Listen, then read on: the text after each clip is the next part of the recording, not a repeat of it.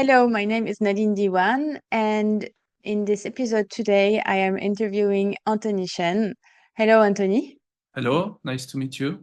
Nice to meet you. Welcome, and thank you very much for your time today. Thank you. And I'll do my best in English as usual. So please We are both apologize if I make mistakes, but that's the game. same for me.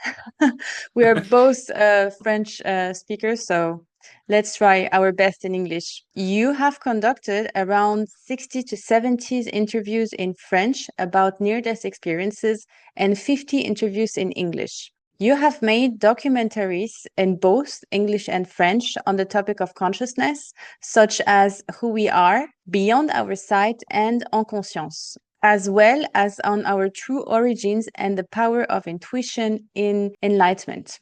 You also collaborated with the Gaia channel, for which you recently produced a 4-part documentary series titled Renaissance on the theme of near-death experience.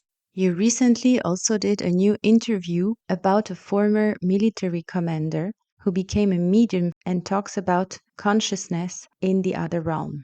Could you please tell us about your work and what first led you to explore this subject and what is an NDE, a near-death experience? Okay, so the usual question about why I'm doing these NDE videos, basically. I did a business school with a major in corporate finance. And after a short position in a bank, I didn't want to work in finance, basically. So at 25, I've decided to make videos, which was a hard challenge, let's say. And it was at like fast forward, it was at like 4 years later, at 28, something like that, that I first discovered this NDE episodes on YouTube and in books. I thought it was really, really interesting because it made sense for me very, very quickly. And I wanted to make videos about this because no one was doing it at the time, like 2013, 2014. It was very, especially in France, because I studied in French, not in English. And it was very hard to find anything about that on YouTube or in TVs in France, in mainstream media. And then I started in English, obviously, a year later. And yeah, it made sense. Like there is something else beyond this world. This 3D reality is not the reality. It's just a tiny part of the reality. Like same with the light spectrum, you know. We don't see everything around us. We see a very tiny part of the light spectrum. And it's the same with this dimension. It's here for us, but it's not all there is. And when people have an NDE, for instance, near-death experience, so yeah, your question, I forgot, what is an NDE? It's usually people who are in a coma or who have a cardiac arrest or a medical event. They see themselves above their bodies. They say, I'm not the body, I'm here above. They can see what is happening or hear what is happening at a distance, like in another room in the hospital or even miles away. What a relative is saying to at this very moment, and they have no way to know what they were saying or doing or what they were wearing. And that was very important for me, this proof, like that. How could they know what is happening in The remote person is places? clinically dead, basically, right? Brain dead, like they could not Yes, move or see or hear or have the consciousness was gone, basically. yes. The most impressive ones, the patient is clinically dead. Like the one I did for the documentary you told about, I did on Gaia, Renaissance. Vinny Tolman, he died for, I think, 45 minutes. The medical report says it's an official thing. You know, he was living in Las Vegas in 2003. He had an NDE and he was dead. But some other people are not clinically dead. They can be just in a deep coma or something like that. But it doesn't change anything for me because some people say, well, you can see they are not dead because they are still here, so they didn't die. First off, as you say, yes, some died clinically dead for a few minutes. And even if they were in the coma, how could you experience what was happening at a distance? But not only that, also the fact that they said it was more real than here, this experience. I was there. It's not a hallucination, a messy thing, a trick of the mind, the optical nerve, the ketamine effect. It's something very clear. It's more real than here. And decades after, they can still tell the NDE, and they tell me after the interview, like, I was here again. I was there again. What is impressive for me is that I watched your videos, but also many other videos online, and they all describe the same thing. And I don't think that random people all over the world come together Yes. and say a Yes. fake story, but Yeah. they Yeah. all say exactly the same things about the light, the tunnel, the life review. Could you please tell us more about those common features? Yes, as you say, people have had NDEs in all cultures, in every religion throughout history. So it's not a thing like a Western thing, an American thing. It's not that. It's very universal. Also, many NDE accounts, they talk about a tunnel of light. Yeah. It's hard for them to describe that because it's beyond words what they experience. The words we use, it's for this reality. So they try to describe it, but it's very hard for them. A tunnel of light with a white light at the end of it, a loving light. And I think basically it's like the switch, the passing between dimensions, between realms, and they go to something else. Then they can meet deceased loved ones, deceased relatives. They can have a life review. The life review is very important. It's like they experience every single detail they did. They can go back and forth like in a movie. They can experience everything they did, but not from their viewpoint, but from everyone else viewpoint too. Like if Oh, you hurt wow. someone, you can experience what it felt like from the other person viewpoint. That's the oneness idea, this is like a dream, a Maya, a simulation, whatever. And when you awake from this reality, you figure out it was a dream and you made the whole dream. You were one with everyone. So, and then they come back. There are other things that can happen in a NDE, but it's not common to every single one of them. So it's very hard to talk about every single detail because some are very, very different. But then they come back, and sometimes they have someone telling them you have to come back because they don't want to go back here. You can understand them maybe, but they don't want to come back here. It's like such a bliss, such peace. They have no reason to come back, and they are told, no, it's not done for you. You have to do what you have to do here. We're here for a reason, and you have to go on. It's not your time yet. And then when they are back in the body, it's usually with a lot of pain because NDE, they are in a critical medical condition. So a lot of pain, and then they are left with this wonderful or very real experience, and they don't know what to do with it. It stays with them. It has a lot of impact on them, let's say. They have a hard time talking about it to their family members, to friends.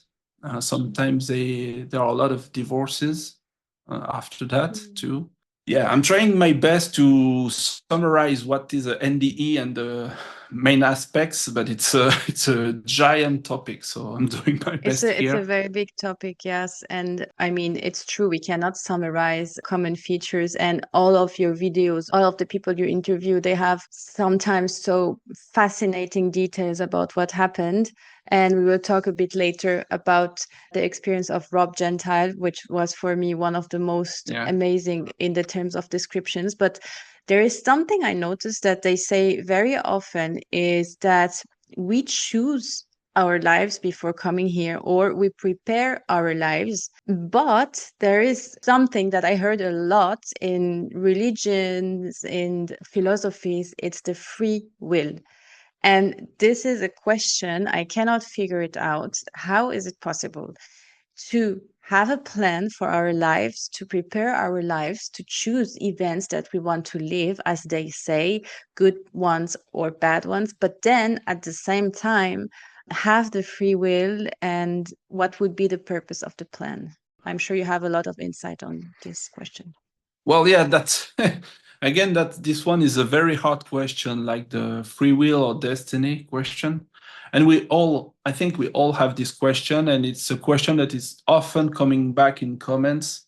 below the YouTube videos I'm making. So, and I think it's hard to answer this one because we live in space and time here, this life, you know. Mm-hmm. We can go to a meeting, we have life events, we don't know what is ahead of us, when we are going to die. For most of us, we don't know anything, and there is time, there is space. But outside of this reality, it's not in space and time like this. So, meaning when we plan this before coming here, we can go back and forth in this life and see what would be the consequences of each event. And so here we have free will. We can make choices, obviously, but it seems like whatever choices we make, there are some big events that are already planned in advance to some extent.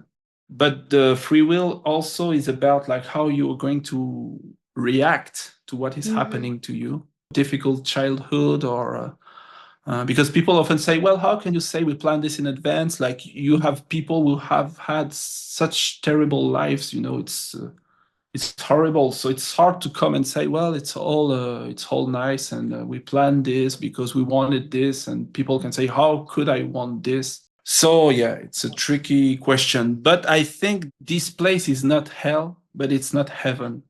Mm-hmm. It's not obviously. So it's an in-between where we are here to choose if we are going to show up in faith or in fear. It's very simple. People will say, well, it's too simple. Yeah, it's very simple, but it's very hard to practice this. It takes repetition. It takes a lot of experiences. And that's why we're here, to master this. And so about free will, I think the free will is about how you're going to react to some major events that are going to come to you. And it seems like, yeah, some things are planned in advance. But again, we don't know why, because when we come here, there is the veil of forgetfulness. We forgot everything. So if there is something like planned in advance, like for me, for instance, I'm not aware of it right now. So Could we say that in this perspective, if we choose to live some experiences before we come and they might be hard, would it make like this theater here of Earth school or lessons to learn in that perspective and learn how to manage them in the best way possible? yeah, and experience it, master it. It's not an intellectual thing, you know, to say, well, Yes. I understand I have to choose love. Because we all get it, you know, we all understand we have to choose love. We all understand we have to trust, we have to let go, we have to not judge. It's so common. We all know that deep down, but it's so hard to experience Yeah. it and to master it. So yeah, I think this world is a school or somewhere to choose. It's a place to choose. What do we want? And do we want to slowly awaken from the dream because we totally forgot who we are? Do we want to slowly remember that, or to not remember that, to stay locked?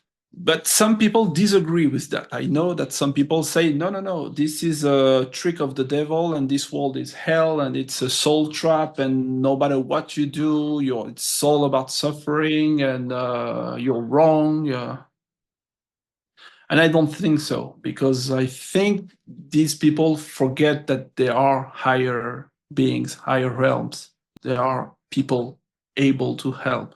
I have a question about faith. I noticed that some people had an absolutely chaotic life before their near death experiences. Yes. And when they return, even if it takes some time, they all are at peace, almost like illuminated. And there is one very precise example of one of your interviewees who had a very difficult childhood. He was an unwanted child. His mother told him she didn't love him and she never took care of him, neglected him, and mistreated him. And he tried to commit suicide and then he ended up injured. And this is when this NDE happened to him. And he came back in such a bliss, in such a peace. What is it? Is it like you say that this knowing, the faith, people who don't believe in it suffer more in this other realm? What is it that people come back like this? What you're talking about is the NDE of Chris Batts. And yeah, it was a really, really hard childhood. It was horrible for him. Like he didn't want to stay in this world. It was so horrible. Yeah. And since he's back, obviously he's not perfect. He's not saying, well, now I'm mastering everything and I'm perfect. But what he's saying is that I'm going to give the love I didn't have as a child. Mm-hmm. And that's very noble, that's very, I think for me, that's the answer. Yeah, that's the NDE made him see that was the answer, to give Mm-hmm. love, to enlighten the darkness. I noticed no matter how difficult their lives are, they all Yeah. come back with a Yeah. peace, with a deep peace, as if they did 100 years of therapy. But in Yeah. in a second they switch. Yeah, I think it's because they experienced something real, Yeah. and it's so out of this world. They say peace and they say love, they say Mm, bliss, they say light, but it's very hard for them to describe that, because we can know what peace feels like here, but it's not the same there. Same with love. We know what is love here, but there it's not. It's this unconditional love, and we seem to not be able to practice this unconditional love here. It's like mhm. so powerful. And so they come back with a piece of this other world, of this other realm, and so It they are stays with able them. to, yeah, it stays with them. So they are Mm, able to reconnect more easily to that, I think, and that's mhm. why they are able to go through difficult Forgiveness. events. Yes, and forgiveness, and yeah, all the things we are supposed to do here, but we are very, very hard to practice. Yeah. And they seem to be able to do it a little more easily because they remember that it exists on the other side. Whereas for us, or at least like for me, I've never been to the other side. I've never had an NDE. So we are just lost sometimes here. It's like, is there is like, what's the meaning of this? Is there any meaning at all? And so when we have very, very hard challenges in life, family challenges, or a grieving process, or I don't know, whatever, it's hard for us to stay grounded and to keep this hope, this faith. But I think that somehow we all have this inner knowing that there is something more to this. Do you think we Bec- can all access this? Yes, I think so. But How?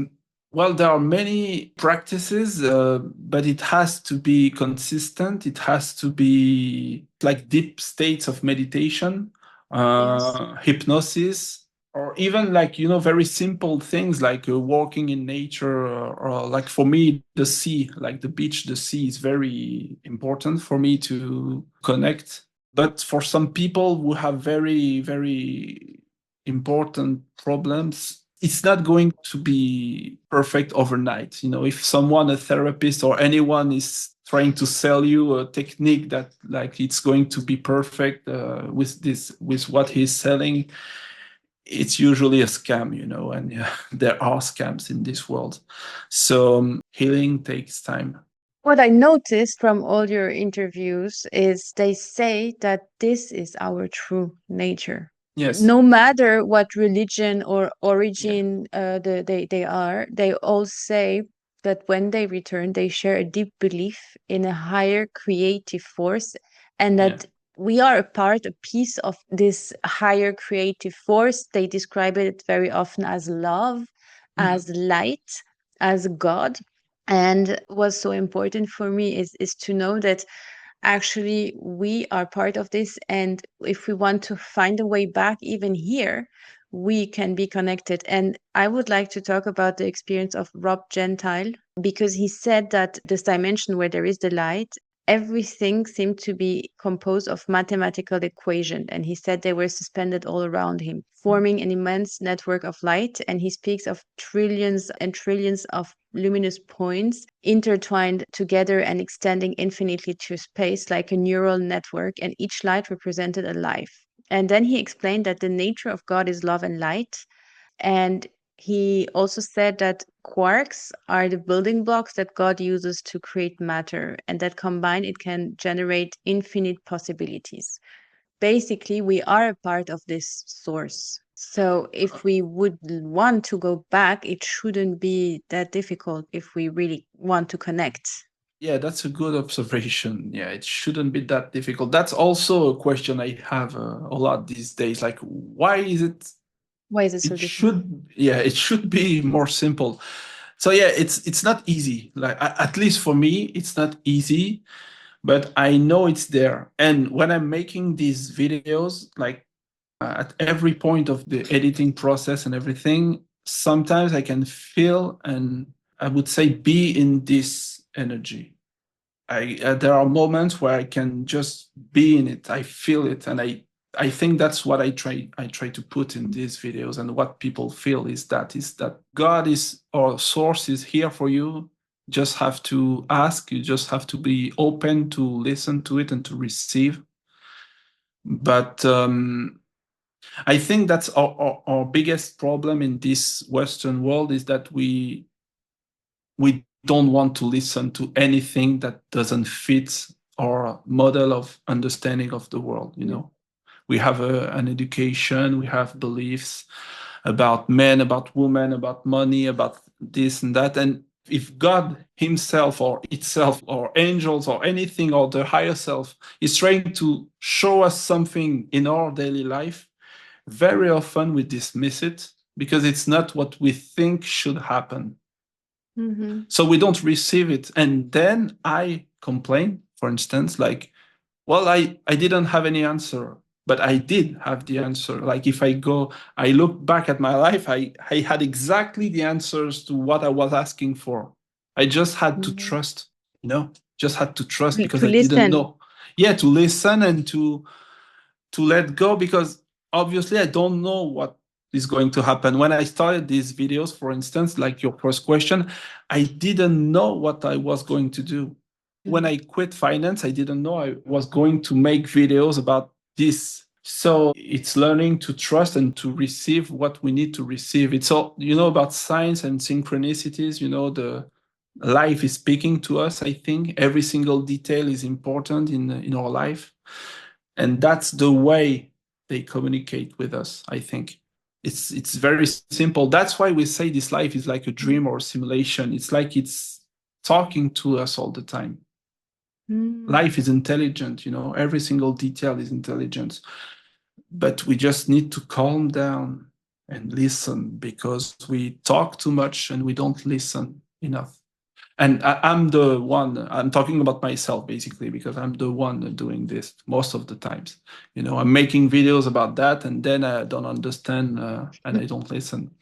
But you have to understand maybe that it's hard for people to show up in faith and to listen and to let go, because we all have parents and we all had problems growing up. I mean, we all had traumas at some point. Yeah. And so it's like a child, it's very normal to be in fear, to be in protective mode, because we Mm-hmm. just fear. Because if you look at the world, you just want to be in survival mode all the time. Yes.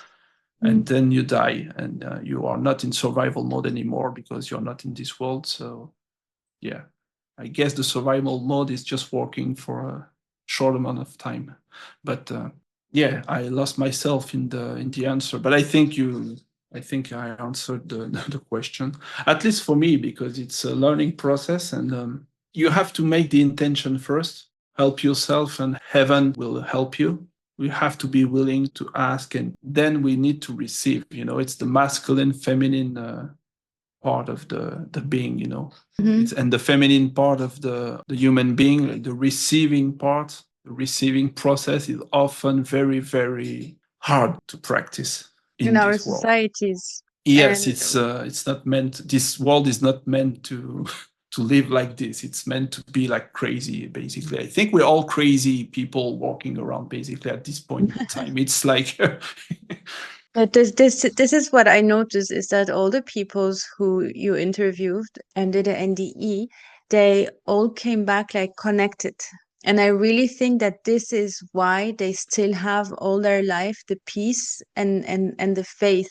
And maybe, as you said, all our trauma of childhood and the society makes us too much in the fight or flight mode, which is self-centered, and we cannot open anymore. You cannot be connected anymore. And there is too much distraction also that bombard us, and we have no silence, no inner temple anymore to allow another idea than distraction to come in our mind. Basically, it's a modern Yes. intoxication. Rob Gentile also said that God uses light to create. This was so interesting, to Mhm. transform and to heal.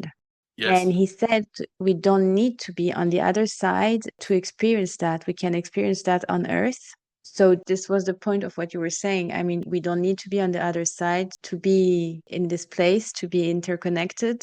He said that if we navigate all together instead of all against each other, we can like be much more creative in this world. We could face much less challenges, but the illusion of separation makes us like fight against each other. And this was such a deep message he was giving. Yes, the sense of separation with each other, also with as when we talked about source or God or universe, the separation with that, and also the separation with our own, with who we really are. You know, we Mm-hmm. forget who we are. So we are not 3D bodies, 3D people trying to evolve in this world and be more spiritual and more this or that. We are already souls experiencing a human body, experiencing this life. But we are already who we are. You know, we don't have to become something. We are already Mm-hmm. this.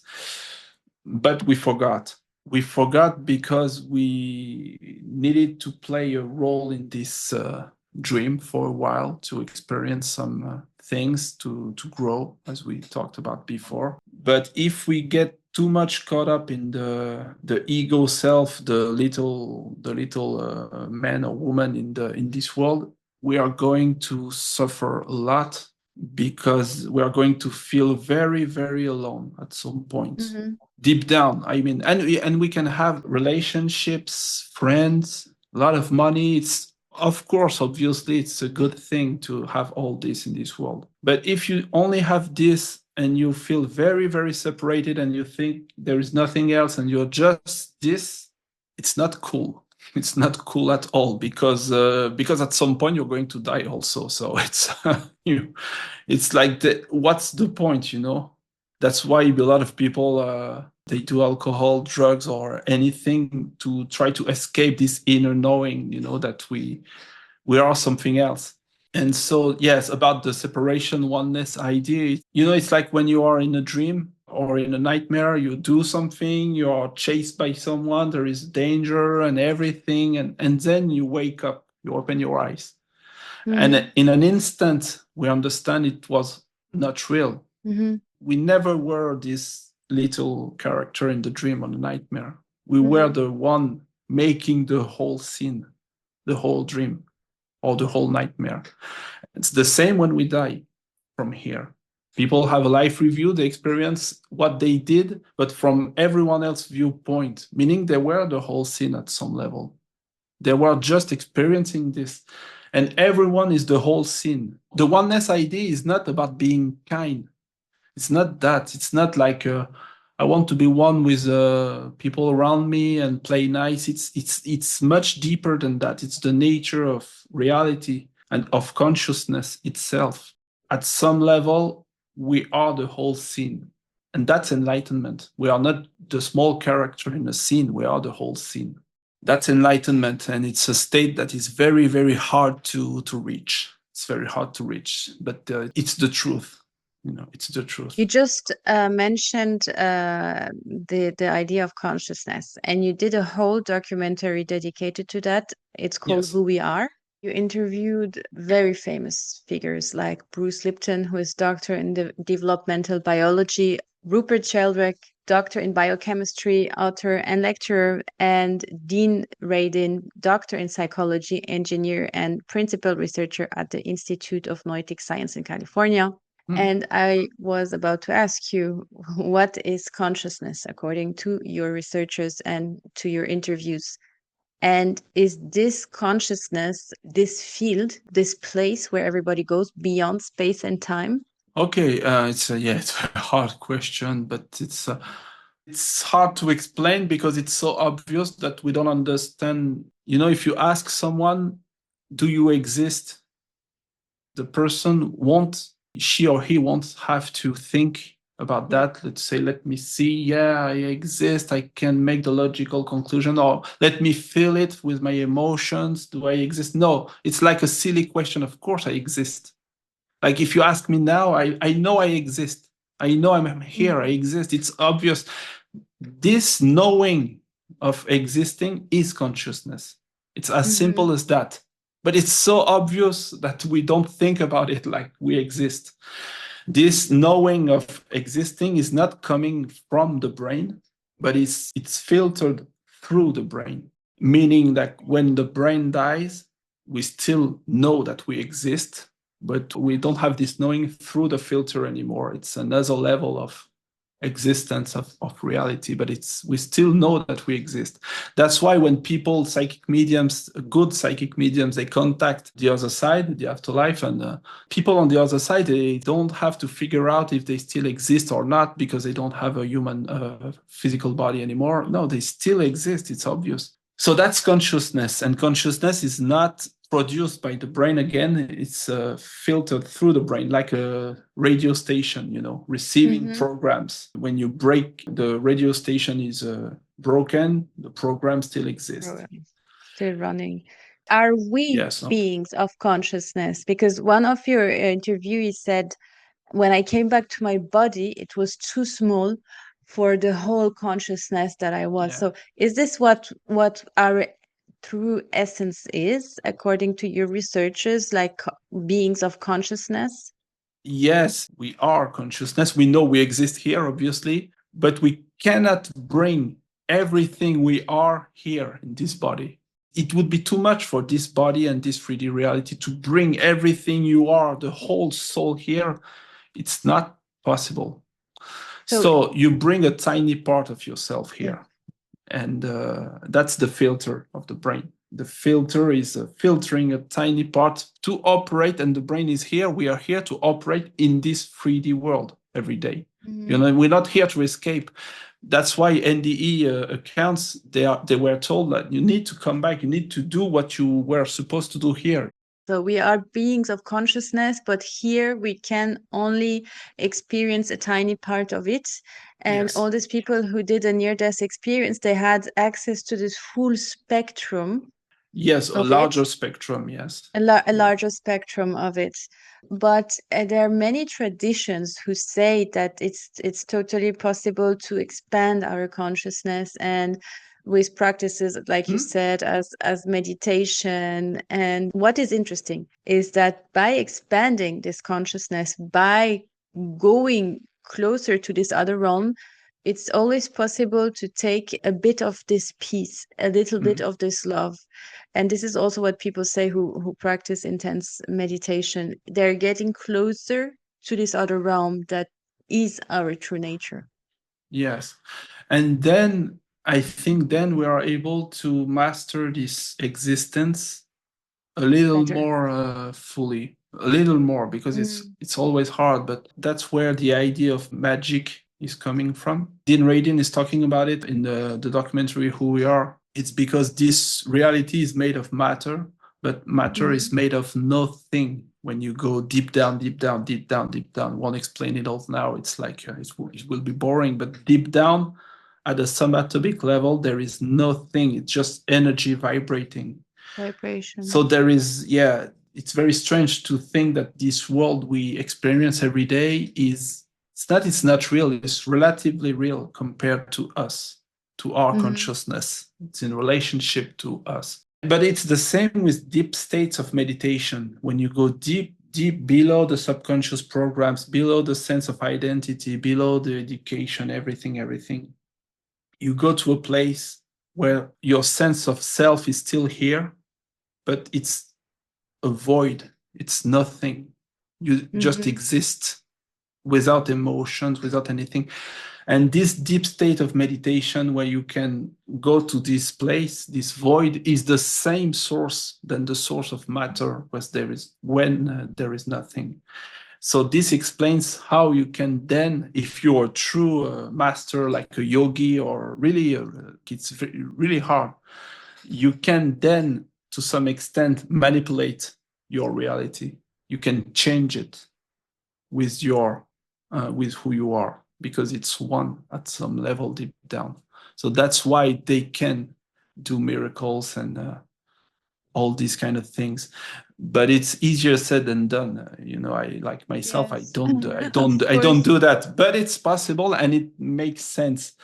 I think we're here to remember that we can do this, and we are here to slowly experiencing this, to slowly remember that about ourselves, and to slowly gain back our sense of self, of real self.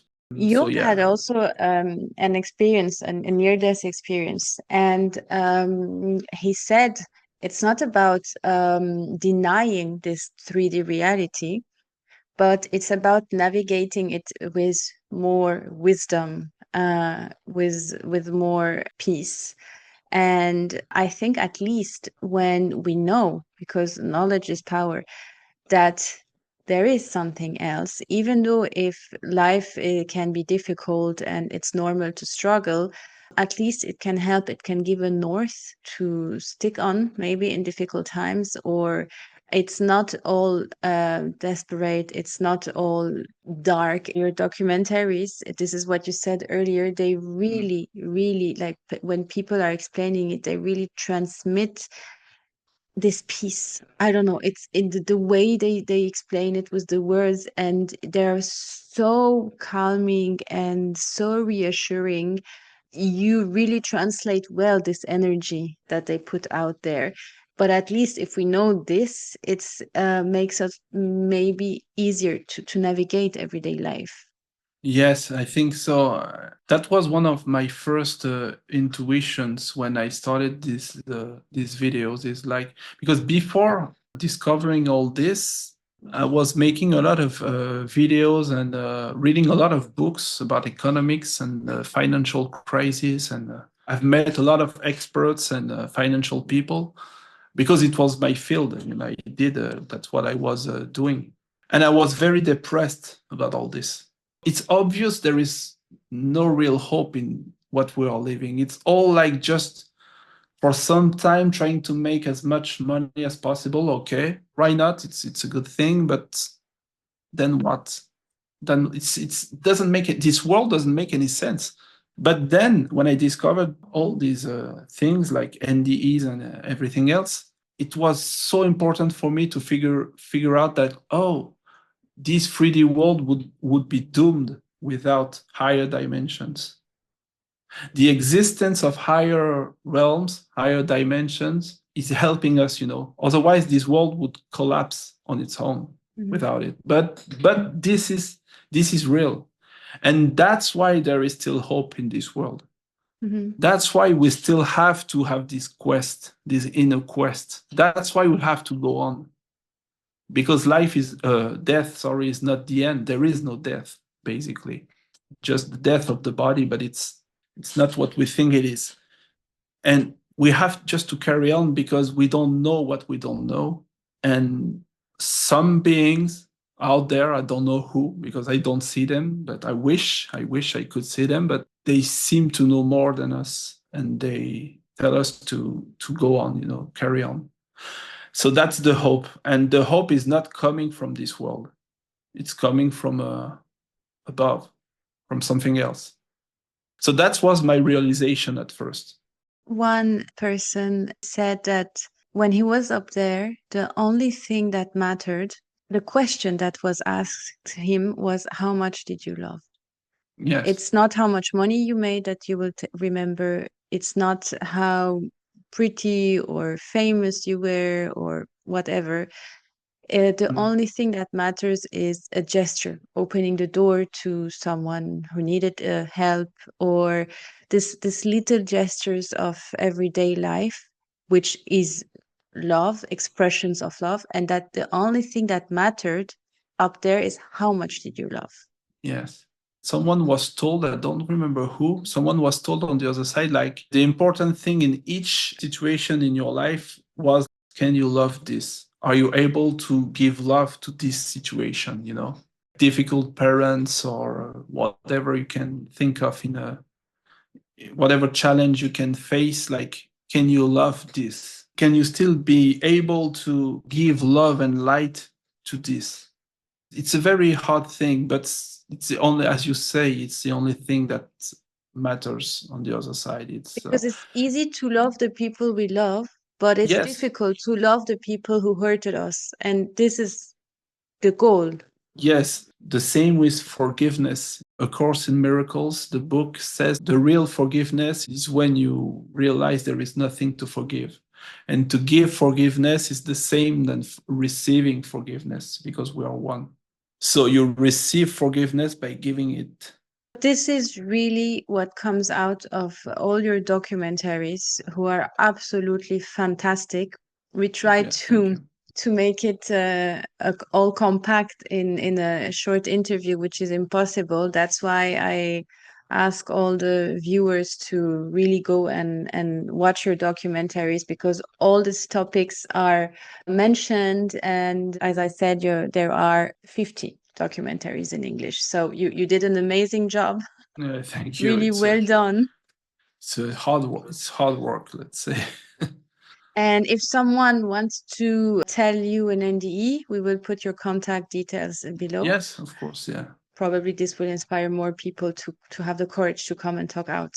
Yeah, especially in English, also in French, there is an awakening, because from 10 years ago, it was not like that. Even like in the US, everywhere, even in France, it changed a lot, let's say. It changed. People are more willing to talk about it, and there are more people watching it also, reading about it. But not just NDEs, it's about the whole thing. Like, it's this world is not everything there is, you know, there is something more. It's an obvious thing, like for me, but it's hard for some people to accept that. And death is still very taboo in our world. And then having an NDE or talking about dead relatives on the other side, it's not about, you still miss people physically. You still miss people when they are gone. But you know they are still here. You will see them again, but it's not like this. But they are still here, and you can still see them sometimes if they are close to you in dreams. Very strong dreams people have about the person they used to know. They have many ways to show you that they are still here, basically, but not in the same form. Thank you so That's much my message. for answering all my questions today and Yeah, for your thank you. time. Thank you. So, It's great to have this opportunity. So thank you to take the time to ask me these questions. I did my best for the answers, and for my English, I live in France full time, so I'm losing my English day after day, month after month, year after year. I'm slowly dying. My English is slowly dying, but I did my best. no, thank you so much. It was absolutely great, and I will put all the informations about Anthony Chene and about his videos, documentaries, and contact detail if you want to submit a testimony about your near-death experience. Thank you, Anthony. Thank you. Thank you for your time. Thank you. Bye.